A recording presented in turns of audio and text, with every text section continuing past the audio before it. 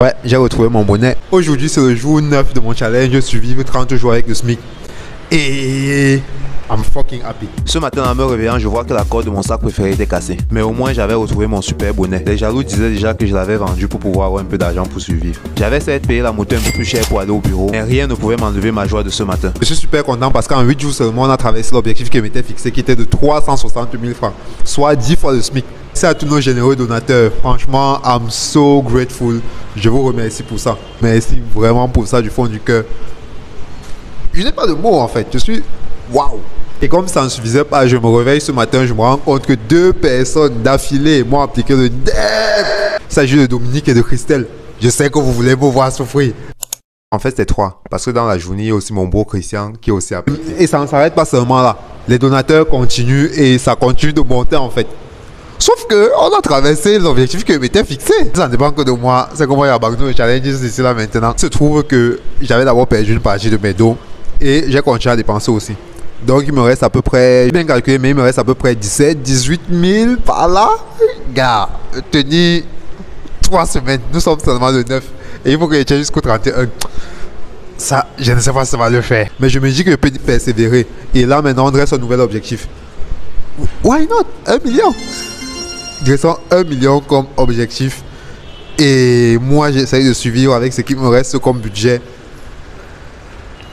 jusqu'au 31. C'est comme ça que quelqu'un vient chercher sa mort lui seul. Tu ton bon arraché dans ton sac. Vous mangez ça en solo. C'est donc démasqué.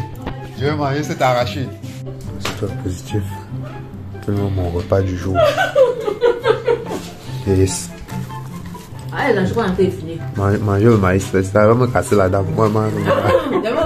Vous vous rappelez l'histoire de mes 5000 disparus? Ceux qui étaient dans mon portefeuille que j'avais oublié au bureau. En fait, en menant mon enquête, je m'étais rendu compte que je n'avais pas laissé l'argent au bureau, j'avais juste laissé le portefeuille. Ces événements se déroulent après que je sois sorti du restaurant sénégalais. J'ai enfin pu comprendre qui avait commis ce forfait. Et net, quand je m'apprêtais à démasquer cet individu...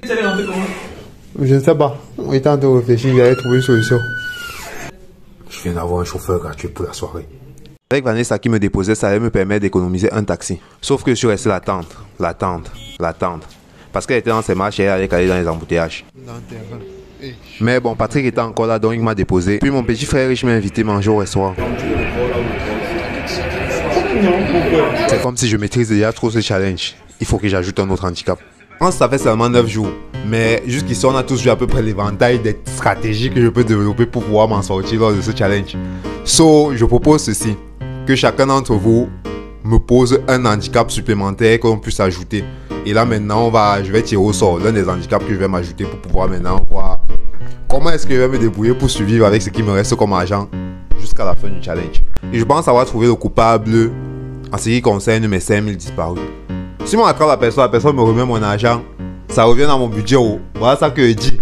Mais au total, avec tout ce que j'ai dépensé et les 3 DEM qu'on m'a appliqué, il me reste 2...